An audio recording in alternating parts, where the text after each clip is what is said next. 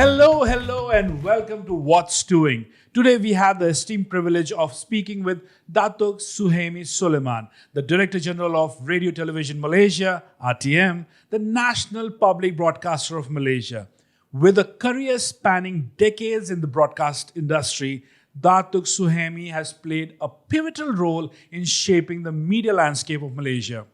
Under his leadership, RTM has undergone significant transformations, adapting to the dynamic digital era while upholding its commitment to delivering informative and entertaining content to the nation. Datuk Suhaimi's visionary leadership has not only propelled RTM to greater heights, but has also fostered a culture of innovation and inclusivity within the organization. His strategic initiatives have embraced emerging technologies, ensuring that RTM remains at the forefront of broadcasting excellence.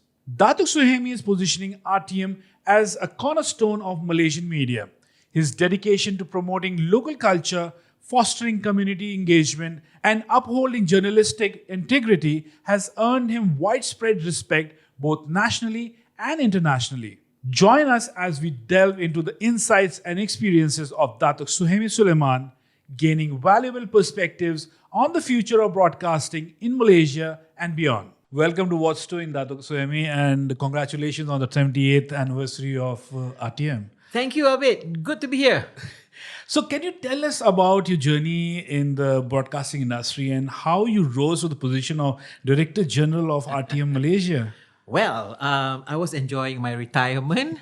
Suddenly I got a call, and then I met the minister, I met the Prime Minister, and and then I said yes.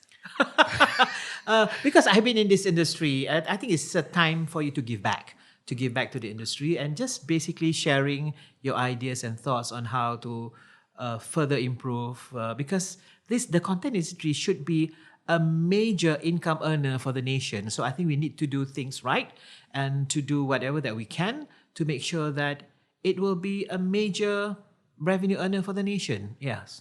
So what do you see as the primary mission and the role of RTM in the context of Malaysian media landscape? Basically, we are a government TV channel, yeah? So we must make sure that people understand what the government is doing to improve the quality of life, development. Okay, that's on the news and current affairs side. But at the same time, there is also the creative side where we work together with producers on dramas, on telemovies, documentaries and all that. And not just showing those content on Malaysian television station. We have our OTT setup, and that's in fact a form of exporting our content. Basically because recently, during the Southeast Asian nation sports, SEA Games, when we showed some of the content on the social media, we were surprised by the numbers. 10.3 million people watching us, and said, hey, this is unprecedented. So when we checked again, they came from Indonesia. What does that mean? It means, you already have an audience waiting for your content. ASEAN content, and we are going to chair ASEAN next in 2025, and this is an opportunity for us to share our content with other ASEAN nations, and this is a good opportunity for us to export content. So my role in RTM is to actually work together with the people in RTM and also the industry on how we can continue to produce content, good quality ones, not just for local consumption but also for international consumption. Yeah, that's a very good point which you picked up. But with the rapid evolution of digital media, and how has RTM adapted its strategies to remain relevant and engaging to the audience? I think we have to win on. Okay, this is people say that sometimes in life you have to focus, But for me, we are doing well on terrestrial. For example, I can share with you. Over the last 1 year, we have seen an increase in viewership for our news and current affairs programs. The ratings have increased from 100% to 200%, and for some news bulletins, we have an increase of 300% when it comes to viewership. That is very good on terrestrial. And when we go to digital, a different platform, we also see an increase because people love short 15-minute content. when it comes to news. And people are watching us on their mobile phones. People are watching drama on their mobile phones because at home you may have only 1 or 2 television sets. So your parents might want to watch some religious program at 9 o'clock, but the kids would want to watch drama, so they watch on our OTT platform. So what we are doing now, we are seeing an increase in numbers of people watching us on our OTT platform. And we have more than 5 million people downloading our apps already. And we made it easy for people and we are providing them for free. So that is basically our strategy on getting the content out, win on all those platforms. And most importantly, if you have good content, if you have quality content, people will always come back to you, and it creates an opportunity for monetization. So sooner or later, you will be able to be very sustainable. You don't need to go to the government for money all the time. So yeah, so then you get money from monetization, and you use that for your operations. So I think that's one way for us to move forward to be sustainable. No, I think that's a very good point where you're saying that if the content is good, money is going to come in, and also there will, because it's not easy though. It's not easy. I know in today's time, definitely it's not easy. But again, you have so many platforms. You have the free to air, and then you have the digital platform. It's easier for RTM to monetize that. And with those numbers which you just shared, those are like really good. Yes, really I'm good surprised numbers. myself because. Not just 10 million, and then before that was 8 million. And then when we looked at the recent talent competition, Bintang RTM, when you looked at when you repurpose the content, you get 7.2 million people watching the repurposed content, and then you still get people to watch the original form, the original programs.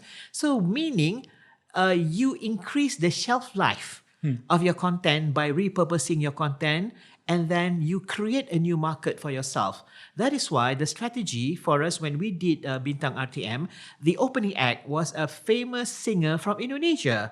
The reason why we wanted to do it is look at the population of Indonesia. So that is a big opportunity for us when it comes to exporting our content.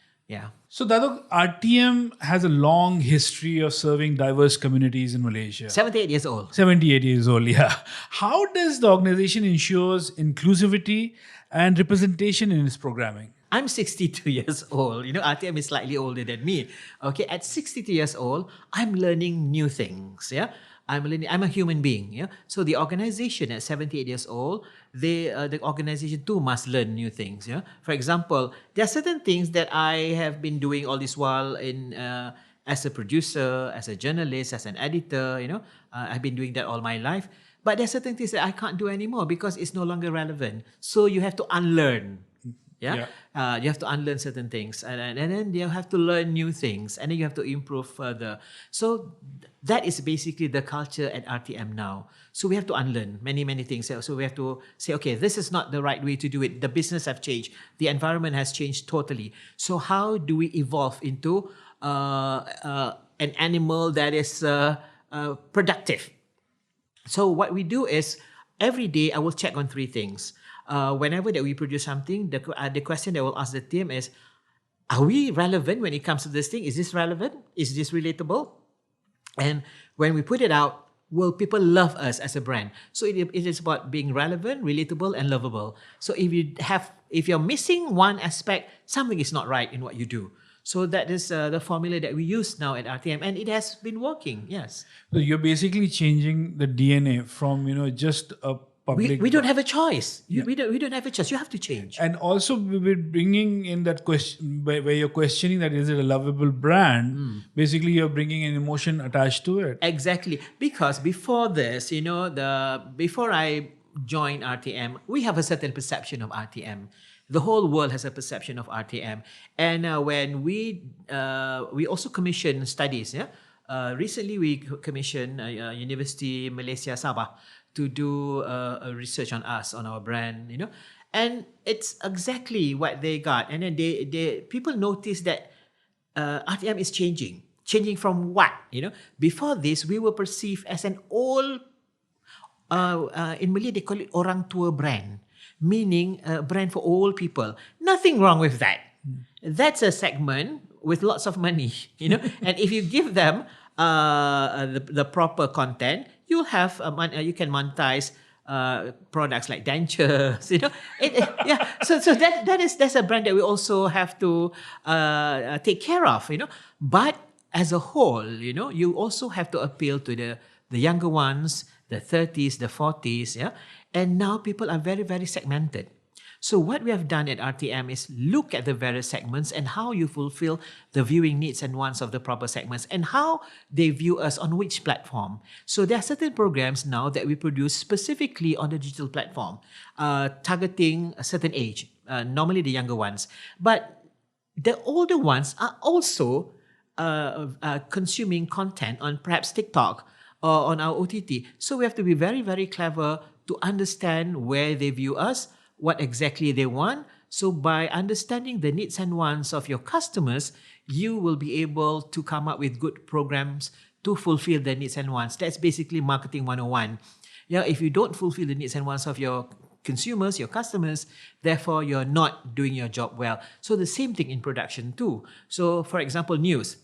We realized that the perception is always the old people who would be interested in news. No, when we presented a very fast-paced 15-minute news called Kanta 744, which goes on air every day at 7:44 p.m., we have a very young presenter.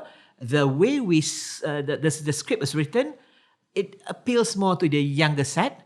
And we see younger people watching it, yeah. And we are very well when we look at TikTok. When you look at the news on TikTok, so on TikTok, you're talking about 32, 34 years old or younger. That's a very young group of people. So even news would need to change, and our appeal must change to make sure that the particular target audience that we want are actually watching us. So we are now looking at rejuvenating. We are looking at making RTM younger, fresh, but never alienate those who actually supported you all this while. So you have to make sure that every segment will have to be taken care of. So that's it's not a challenge. It's something that we love doing. Yeah. And it's showing actually with those numbers you just discussed. I think it's showing. We pay very, very close attention to the numbers. So every week when you look at the viewership numbers, I say, hey, there's a market to grow. There's a market to grow. And now what we're doing is we're growing our OTT. Since the OTT will help us reach out to audiences outside of Malaysia. When we look at our news basically consume, we have diaspora, Malaysian diaspora, and also people, we have quite a number of people watching us from UK and from Australia. I believe those are our students and all that. But when it comes to sports, you'll be amazed that the people in Thailand, in Indonesia are actually watching us, especially when there are football matches involving those countries. And perhaps maybe in their countries, they don't buy the rights for certain sports events, so they watch it through us. Yeah. Great strategy to go with. Yeah. Datuk, you have been involved in terrestrial television. Means you were heading TV Sarawak at one point of time. Yeah. So tell us, what is the role of terrestrial television in Malaysia and how was it leading an entity like TV Sarawak? TV Sarawak is 100% owned terrestrial television owned by the state of Sarawak. Yeah. So when I first joined, I always ask myself, will there be enough content for us to produce just on Sarawak alone?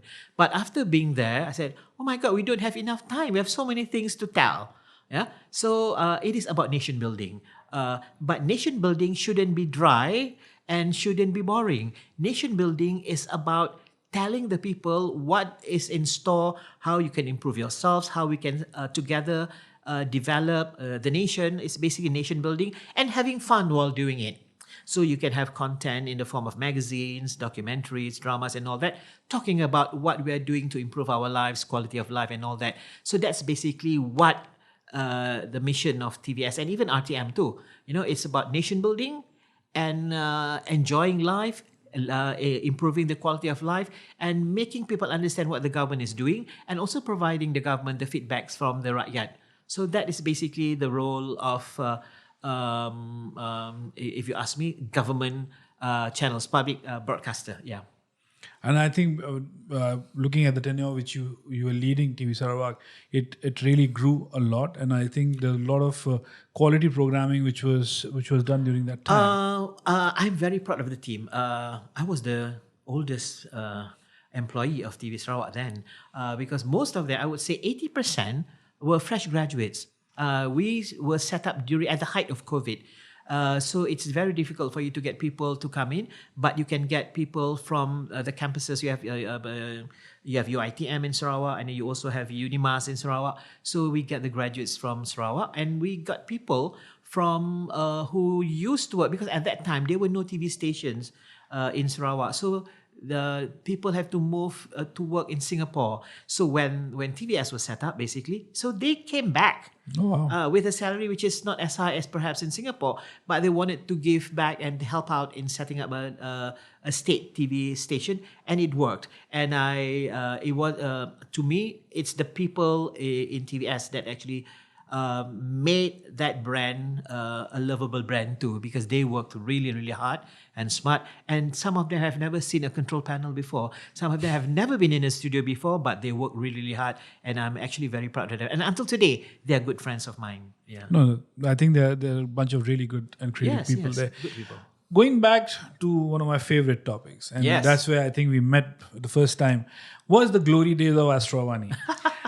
Because I was there in the pioneer team of setting it up. Yeah. So how was it to lead a dynamic news channel like Astro, and what was your key learning from it? When I was called to help out, to me, I felt that you will never get an opportunity like this in universities, for example, to set up a 24/7 news channel from scratch. Yeah. So we have people who with experience coming in, but I believe at that time we only had maybe 30% people with the experience, but the other 70% were fresh from the industry. So that's, I think, a good thing. So you have people with experience to be a guide, to be the guide for the younger ones, but do not let those with experience to come in with the baggage of the past. So it's always good to have the younger ones to create a new culture. For me, it is about when you want to do something, you better do your very best, yeah? Because if not, you'll be forgotten and you'll just be a normal player just like anybody else. Then what's the use of creating something new? So if you don't leave a mark. So I always believe in that. So in any organizations that I'm in, I always believe in creating a mark to make sure that you'll always be at the top of your game, and enjoy the whole process. And it's not about work and work and work, because if you work all the time, you'll be so old. That's why I look young and fresh, even on a Saturday morning like this, because you love what you do. So when you love what you do, you don't mind spending very, very long hours. Yes, of course, you complain once in a while, but if when you're passionate about doing something, you will do your very best. Yeah, we saw that passion when you used to do the newsroom for elections. Oh yes. And I think those were one of those very dynamic moments which I have personally seen, that how you have taken care of all the news reporting during the time of elections, and how you've interviewed people, and how you have worked like overnight to deliver news on every half an hour.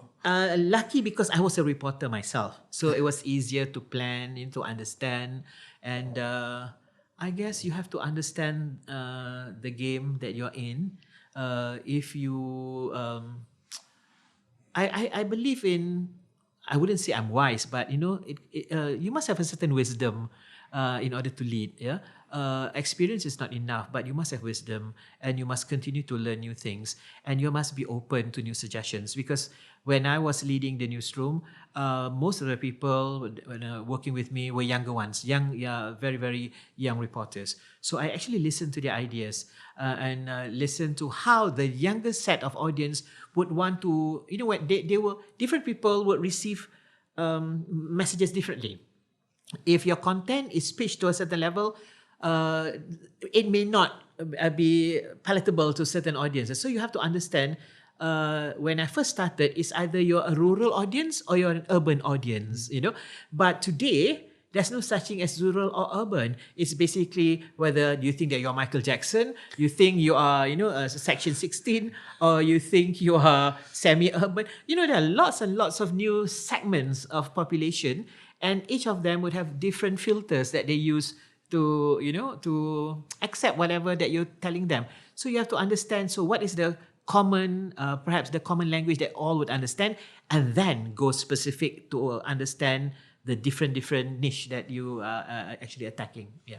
Great. So coming back to RTM, Yeah. in what ways does RTM collaborate with other media organizations, both domestically and internationally, Yes. to enhance its programming and reach? We are already doing it all this while. We are working with our counterparts. In fact, I'm going to Port Dickson next week because we have a collaboration with Indonesia and also Brunei when it comes to radio and also television on production, where cultural exchanges, how cultural content that you put in your programs.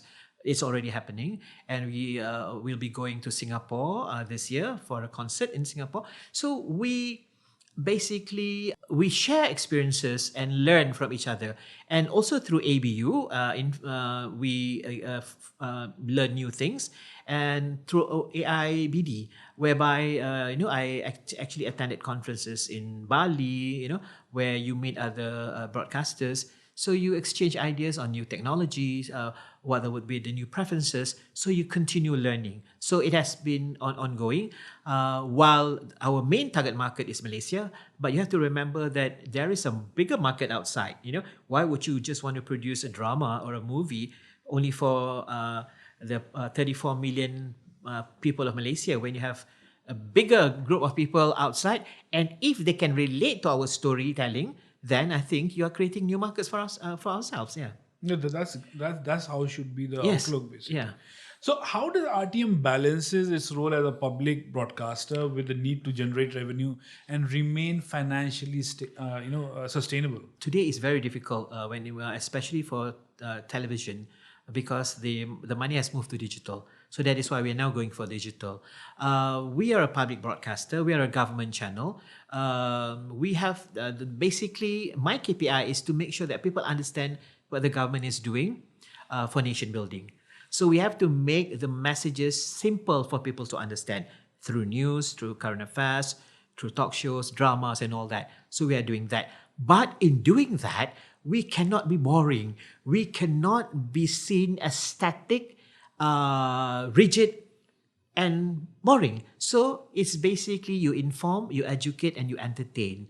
Only then you'll be able to get the messages across. That's one way to get the message to the people.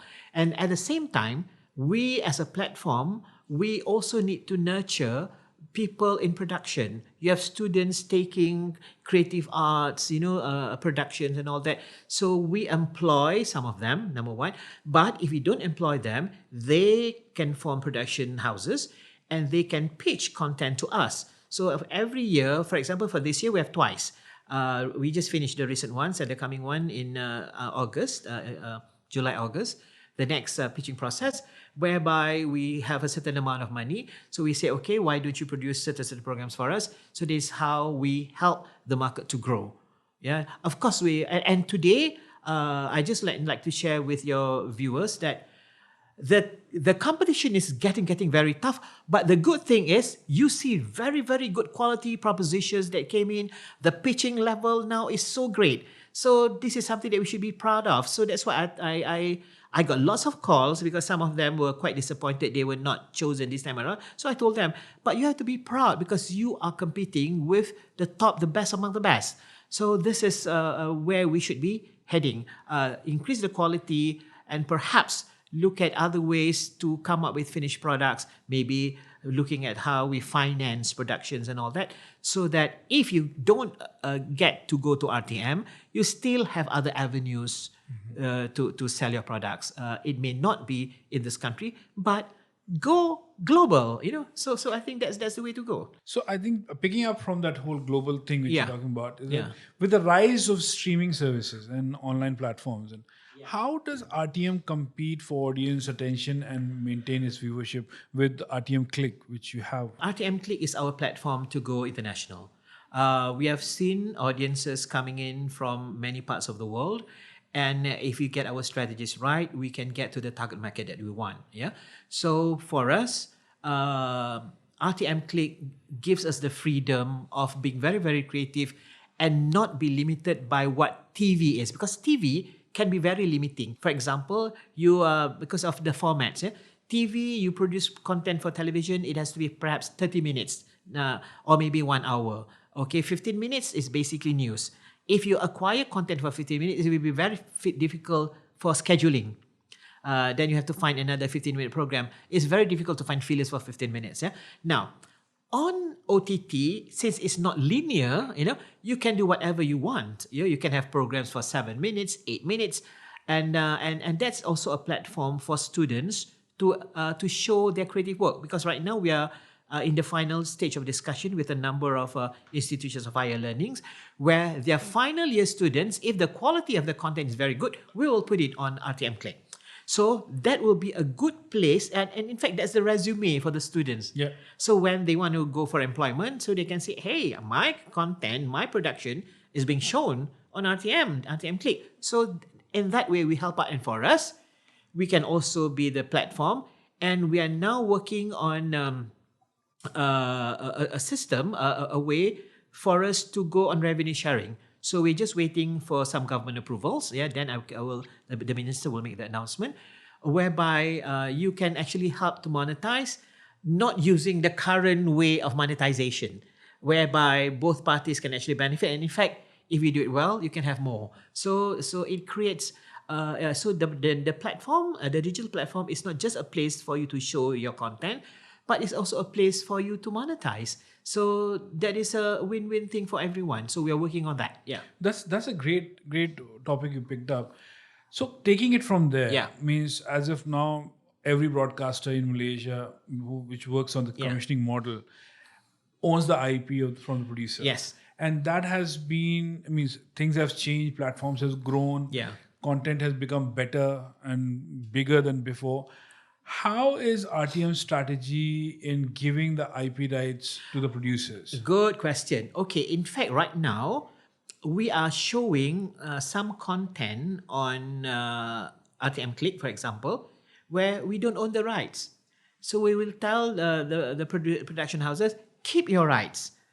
After we have shown your content on RTM Click, you can have the rights and show it elsewhere. So yes, so in fact, that's the best way to go. I hope all the other broadcasters are listening. Yes. In fact, we are now showing a religious program, a very modern approach to religious program created by somebody else. Yeah, and we just show it on RTM Click. There's no acquisition. We don't pay for the rights. We don't own the rights, so they keep the rights. And in fact, I've been approached by quite a number of people because of COVID. Created problems for so many people, especially people in production.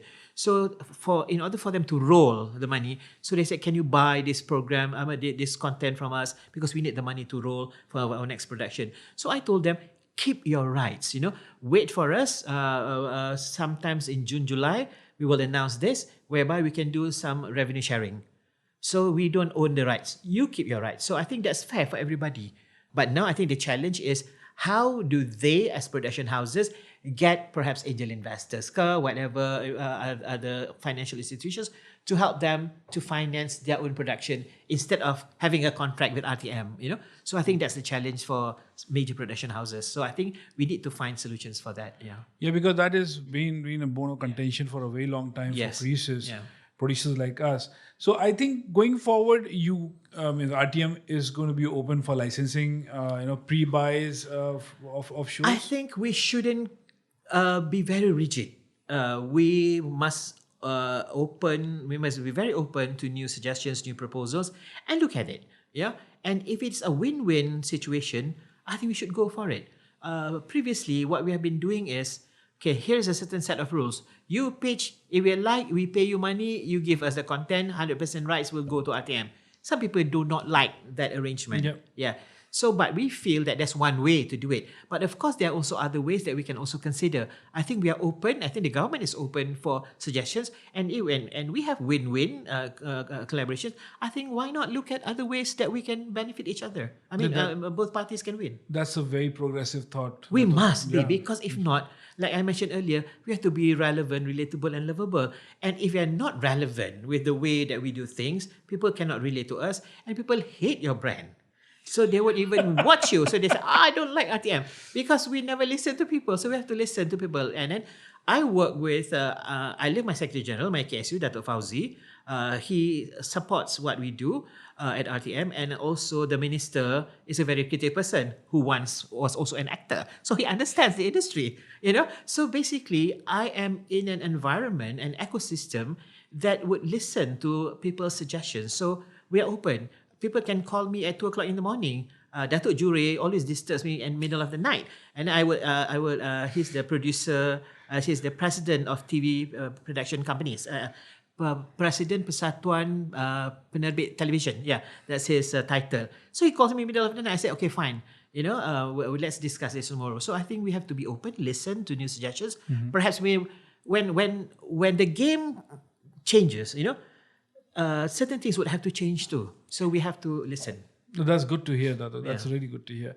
But what are some of the biggest challenges which RTM faces in the current media landscape, and how do you plan to address them? I guess monetization is one. I think not just us, but I think many other TV stations, broadcasters also face the same thing, because you only have a certain amount when it comes to edX. edX has moved to digital, but that does not mean that you have to cry. You have to chase where the money is. You have to.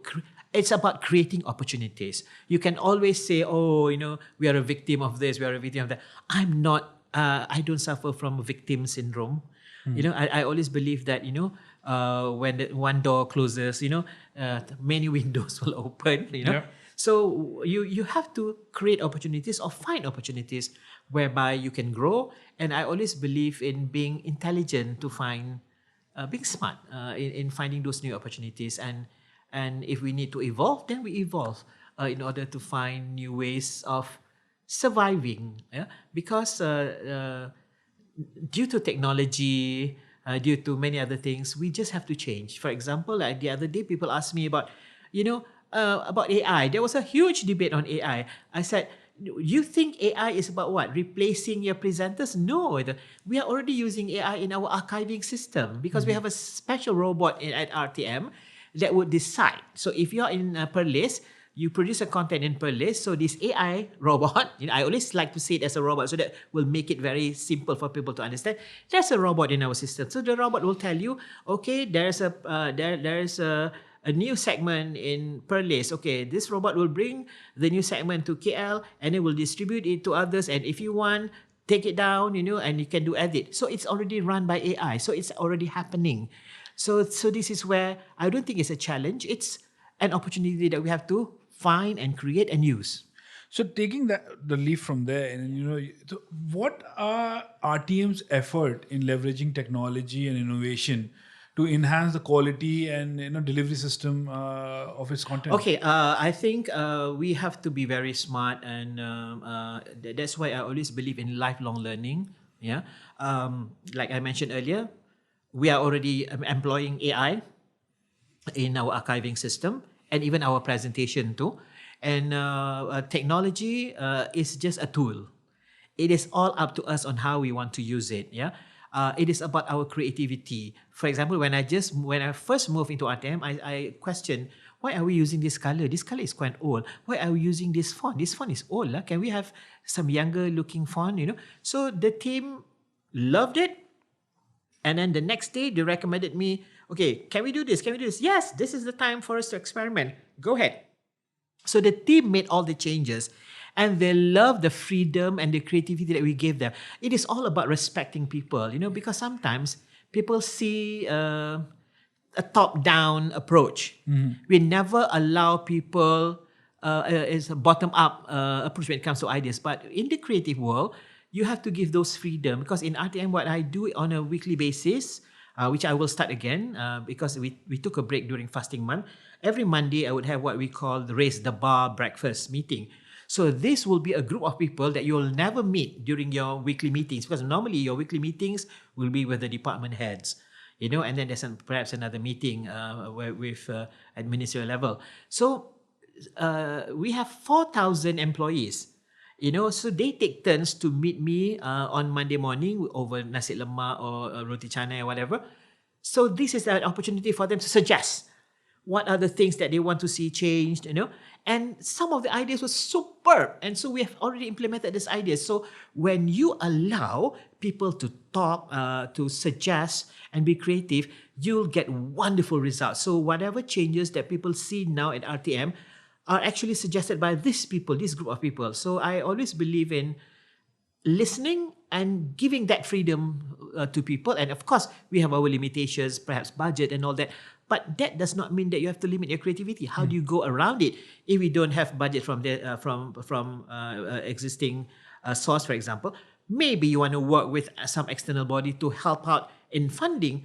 There's nothing that says that you can't do that. It's just that you have to go to the proper channel, and if you do it right, I think it will be a success at the end of the day. That's good to hear, actually, Dato.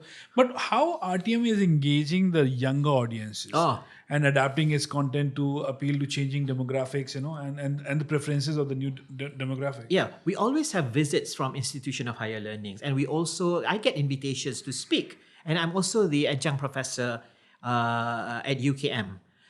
Before this, I was also an adjunct professor at Taylor's University. But I have to reduce it to one because I can't manage, because there's so many things to do in this life. So now when I would go to UKM, I will talk to the students, to the faculty members, and that is how you get new ideas from the younger ones. Yeah, and I travel a lot, and people recognize my face. So whenever I have my breakfast on weekends at the Mama place, people will come to me and give me ideas and perhaps give suggestions on what they want to see. So you always have to listen. And my email is like everywhere. I even put my contact number on my Facebook. So they will send WhatsApp messages with suggestions and all that. So we listen from everyone, and some of the ideas are workable. So we work from there, and that's how you keep the station young. By listening to people and going down and listen at the universities, and whoever that you meet, listen to them, and you'll be amazed at some of the ideas that these people will give you. And just be friendly to people, and people, when they love your brand, they will help to your brand to grow. Yes.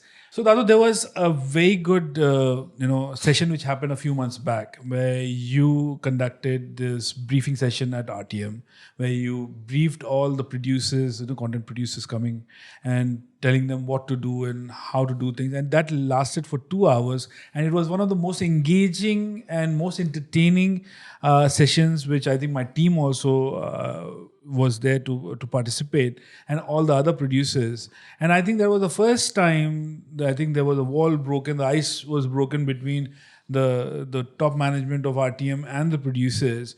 What was the idea behind it?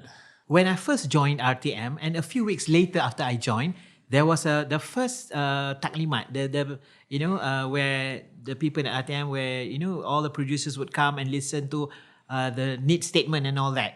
It was a very tense atmosphere then. I felt it. I said, why are we fighting with the producers? There was some of the questions in my mind. And then after that, I said to myself and the team, I said, we should be friends with these people because they are the ones providing the content for us to show. So if we are our friends, if they are our friends, and we work very professionally with them, when you're friends doesn't mean that you're not professional, So you have a good relationship with them. Of course, you can argue over certain things, but when you create an ecosystem for creativity to flourish and you help one another through ideas, chances are you'll get better content. And I think that's also the reason why recently we saw very, very good proposals, and also the pitching process was really, really good. I think it's because of that. I like to believe that. Yeah? But the idea was simply, I always believe in, if you want to do something with your business partners, you have to create an ecosystem where you can communicate, I used to fight a lot. In fact, the team fought a lot with Datuk Jure, and I hope he's listening to this podcast. We used to be almost enemies. We fought over every single thing, and now we're actually working together. In a very professional manner, and I was on a talk show with him recently where we even fought on the set. But I guess it is about having a very good professional relationship whereby you are quite transparent. You must be transparent. For example, if somebody failed in the pitching process, like the other day, in fact, only yesterday, yesterday I spoke to 4 people. They asked me why they did not get this time around after they felt that during the pitching session, they did very well. So I actually explained to them, and I looked back at the ETV-CMS, and I told them, okay, this was the reason given by the panel of people that you spoke to, and I think perhaps you have to work on your differentiation, you have to work on this one. So the next time they would come and pitch, they will come up with better proposals and better pitch. So you have to help them. If they fail, tell them why they fail. And if they are successful, we also make sure that can it be even better. So we will send our people to the location site and see whether the production is done properly. So when you do things professionally and you love what you do, you're very passionate, chances are you really get quality productions at the end of the day. And that's what I believe. And I told the team, they are our friends, Don't be afraid if they call you, because sometimes people have the tendency to block people, certain people from.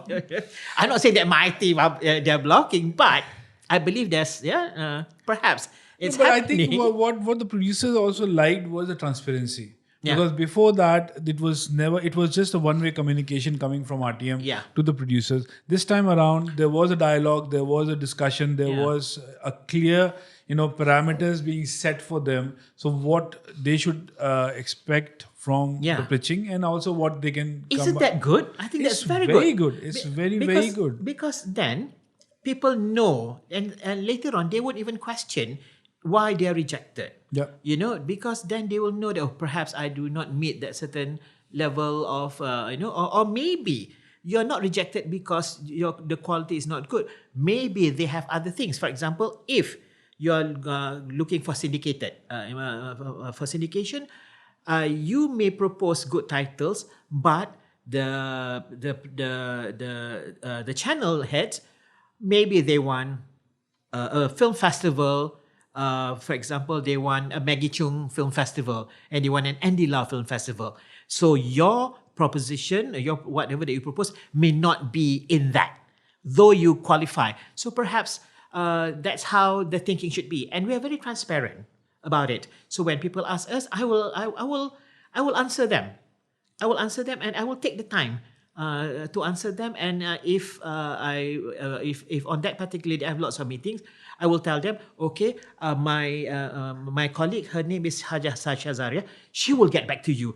Give her perhaps 1 hour so that she will go back and dig out some of your things. And it happened. So they are very, very happy with it. I think that should be the industry norm and industry standard. And I'm glad that RTM is putting that industry standard in place because I think this is the first time and the only time which we have seen that a public broadcaster is so transparent. This year I'm talking about. We have never seen that happening before. And I think if the other broadcasters take it as a learning, I think it will be very good for the content creators, content producers, so they can come up with the right kind of content for their platform. Okay, cool. And I think kudos to you. Where you I have a good team. They are really nice. So, can you share some insights into RTM's international partnerships and collaborations and how they benefit the organization and its audiences?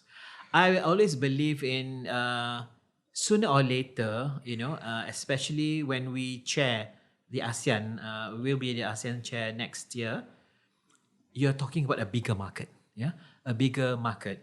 So you're looking at lots and lots of collaborations. It could be co-productions and all that. But I believe it's also about exchanges in content from one country to another. And what's important for us is, to understand if you're in production. Like the other day, I was watching Netflix, for example. I was so impressed by a production from Indonesia. It's about a couple that was divorced, and then they created a second chance for them. One's a doctor, the other one, I think she's a real estate broker, I don't remember. She's in business, she's in marketing. And the setting was very modern, urban, and it talks about the challenges of a couple who's so engrossed in the their profession, and facing marital problems, and how the family is actually assisting. And that is basically what we have not seen much in Malaysia. Now, if we have more content like that, it will help our industry too. Now, by having those content seen by producers in Malaysia, it would spark ideas for them to go. So when you work together with producers from Indonesia or Singapore or Philippines or Thailand, then you learn more. And for example, in Thailand, for us, it is good to understand how they come up with really good ads. The advertisements, the public service, wonderful, So sometimes I wonder, is it the tom yum in making them so creative? So this is where we can learn from them, how they get the story right, So this is an opportunity for us to learn. And there are lots of markets that we need to. You don't have to go for the big markets. You might want to focus on certain niche markets that you can really target and serve well. So it's about learning.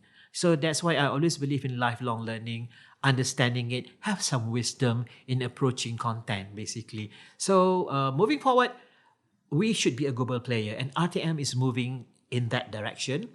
We are working together very closely with ABU on that one, and AIBD to understand our potential markets. Yeah.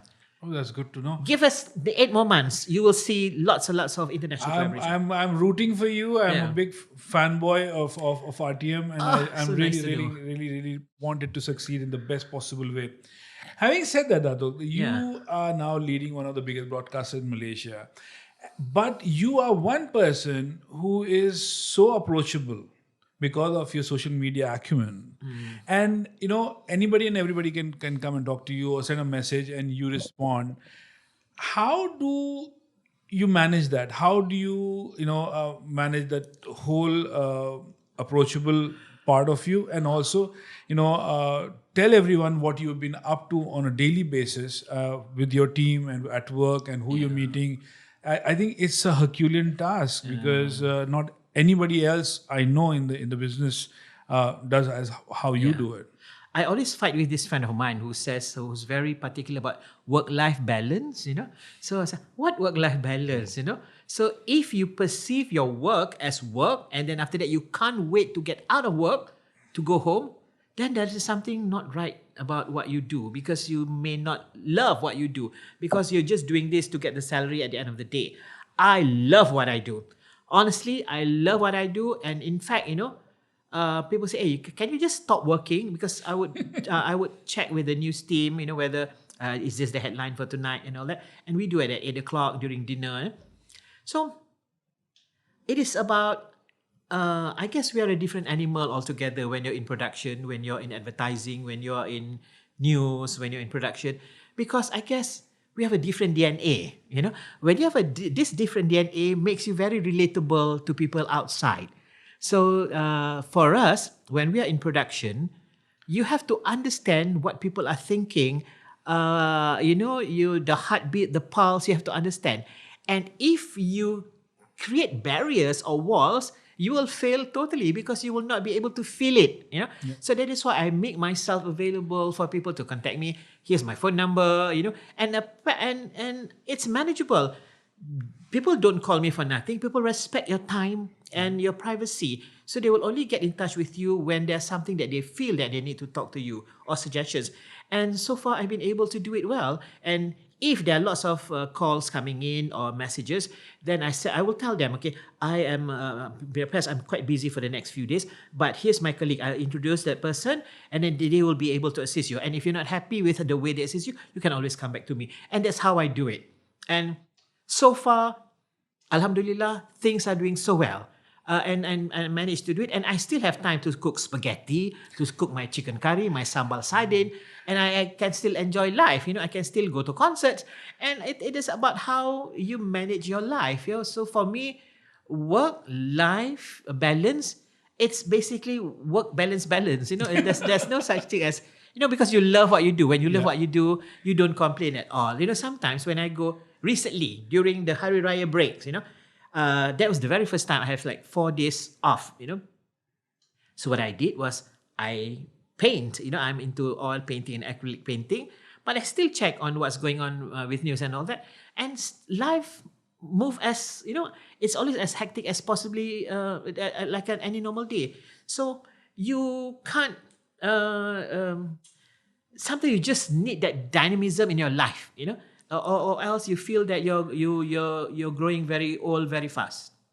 That's great key learning from you, Dato. As we are nearing towards the end of the interview, and as we all know in the industry that you are the undisputed king of karaoke, it will be a shame if we are going to let you go without you singing your favorite song on the show. I don't have a favorite song. In fact, we are coming up with this new program called The Big Band on RTM. I have recorded 1 song. I'm going to record 4 other songs with the orchestra. And I have a very good teacher. His name is Datuk Mozani. He's a well-known musical legend in this country. So he's my teacher, basically. He said, you can sing. So he's my coach. So if you only know how many hours I spend in the studio, to make everything perfect. So that's why I said to myself, I don't want to be in this profession. I don't know how singers survive. But and we don't auto-tune. It's my voice. But I always believe it when you're very passionate about what you do, and you have a good teacher and you have a very good support group, you will come up with brilliant stuff.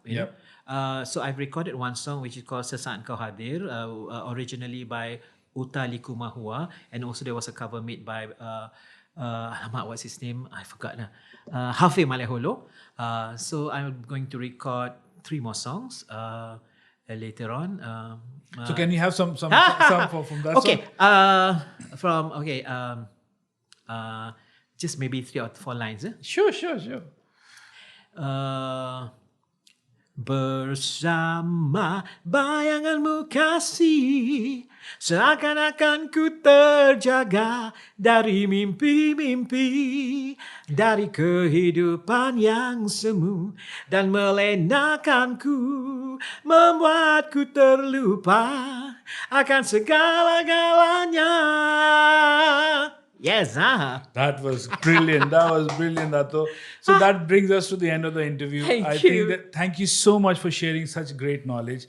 That was great insight on what RTM is up to under your leadership. And we can't wait to see all the good things happening at RTM. Thank you, Abid. And we wish you all the best. And thank you once again for coming and taking time out for this interview. Pleasure.